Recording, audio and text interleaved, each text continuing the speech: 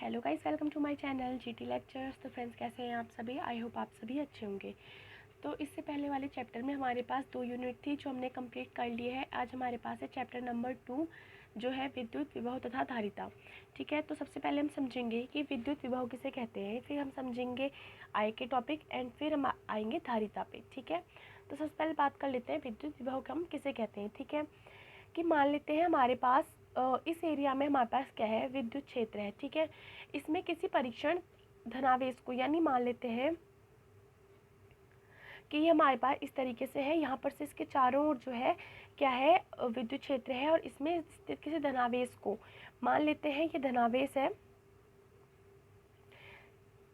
इस तरीके से। ठीक है, तो इसको हम देते हैं क्यू नॉट।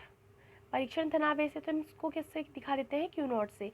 को अनंत से किसी बिंदु तक लाने में, मान लेते हैं यहाँ पर से हमारे पास ये जहाँ पर से है, यहाँ पर से अनंत है और हमने इसको इस बिंदु तक लाना है, तो ये हमारे पास क्या हो जाएगा, मान लेते हैं यहाँ पर O है, यहाँ पर से A है, तो क्या लिखेंगे हम, विद्युत क्षेत्र में इसके चारों ओर कौन सा क्षेत्र है, विद्युत क्षेत्र है। तो विद्युत क्षेत्र में स्थित किसी परीक्षण धनावेश को, ये यहाँ पर से क्या है, अनंत है, अनंत से किसी बिंदु तक लाने में किए गए कार्य, यानी यहाँ से यहाँ तक जाने में इसको जो भी कार्य करना पड़ेगा, और परीक्षण आवेश का अनुपात यानी क्यू नॉट का जो अनुपात हमारे पास कहलाता है, वह हमारे पास क्या कहलाता है, विद्युत विभव।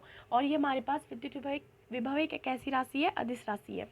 तो अब हम इसको जो है थ्योरी में लिख लेते हैं। किस तरीके से लिखेंगे कि विद्युत क्षेत्र में किसी परीक्षण धनावेश, तो हमने परीक्षण धनावेश को किससे दिखा रखा है, क्यू नॉट से। ब्रैकेट में लिख लेते हैं क्यू नॉट को अनंत से, कोई लोग इन्हें क्यू नॉट पढ़ते हैं और कोई जो है यहाँ पर से क्यू ज़ीरो पढ़ते हैं, तो इसमें कंफ्यूजन नहीं होना चाहिए। ठीक है, दोनों सेम है। तो क्या लिखेंगे, अनंत से किसी बिंदु तक लाने में किए गए कार्य, तो हम कार्य को किससे दिखा देते हैं, W से दिखा देते हैं। ओके, किए गए कार्य, तो हमने कार्य को किससे दिखा दिया है, W से। ठीक है, यानी विद्युत क्षेत्र में स्थित किसी परीक्षण धनावेश को, इसके चारों ओर मान लेते हैं विद्युत क्षेत्र है, परीक्षण धनावेश हो जाएगा हमारे पास क्यू नॉट। और यहाँ पर से जिस पॉइंट पर यह है मान लेते हैं अनंत दूरी पर है, इसको A बिंदु तक जाने में जो भी कार्य करना पड़ेगा, ठीक है, तथा परीक्षण आवेश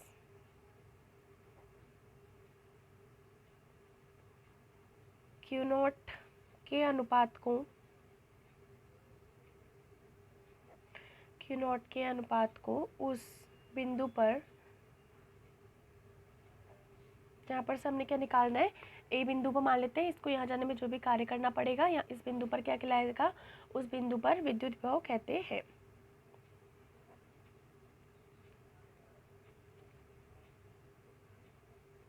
ठीक है, और ये हमारे पास क्या हो जाएगी, एक अदिश राशि हो जाएगी। अब मैं आपको बताती हूँ कि यह अदिश राशि किस तरीके से होगी और क्यों। मान लेते हैं कि सबसे पहले देखेंगे कि सदिश और अदिश राशि हमारे पास क्या होती है।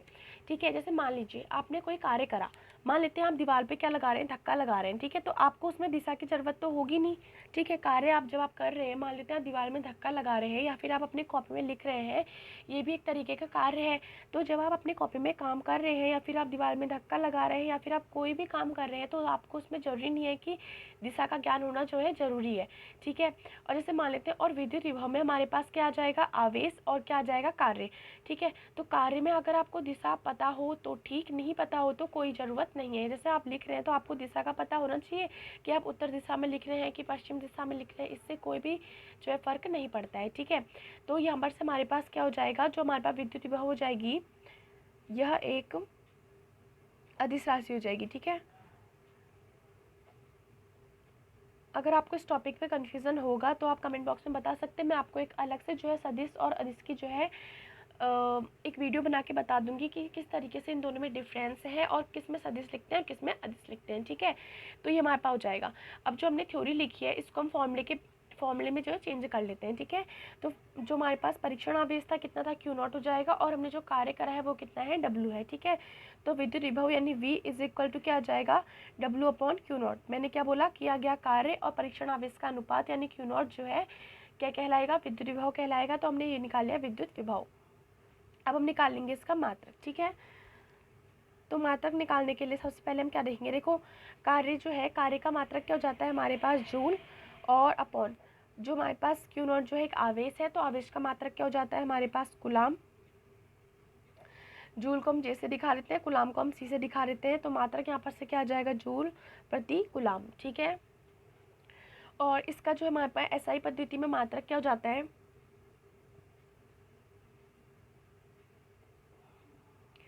एसआई पद्धति में मात्रक यानी किसका, विभव का मात्रक क्या हो जाता है हमारे पास, वोल्ट। ठीक है, तो ये हो जाएगा।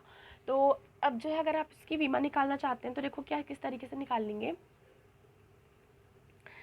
V इज इक्वल टू क्या था, W अपॉन क्यू नॉट। ठीक है, तो W यानी कार्य की विमा कितनी हो जाती है, mL2T-2 ये हो जाती है, और आवेश की विमा कितनी हो जाती है, AT हमारे पास हो जाती है। ठीक है, तो हम क्या कर देते हैं, AT को जो है ऊपर भेज देते हैं। ठीक है, क्या आ जाएगा, देखो mL2T-2 ये आ गया, और A और T जो है ऊपर जाएगा तो माइनस में चेंज हो जाएगा, A-1 और T-1। आई होप कि आपको दिख रहा होगा ये। ठीक है, तो देखो m कितना है, 1 है, l कितना है, 1 है। ठीक है, तो ये जाएगा t कितने हैं, 2, -2 और -1, तो कितना हो जाएगा, t-3, और यहाँ से जाएगा a-1। तो ये हमारे पास विद्युत विभव की जो है विमा निकाल ली हमने। तो जैसे कभी कभी आता है हमारे पास क्वेश्चन के विद्युत विभव किसे कहते हैं, तो आपने क्या करना है, पूरी थ्योरी लिखनी है, साथ में जो है उसका सूत्र लिखना है, उसका मात्रक लिखना है, और उसका जो है उसकी विमा लिखनी है।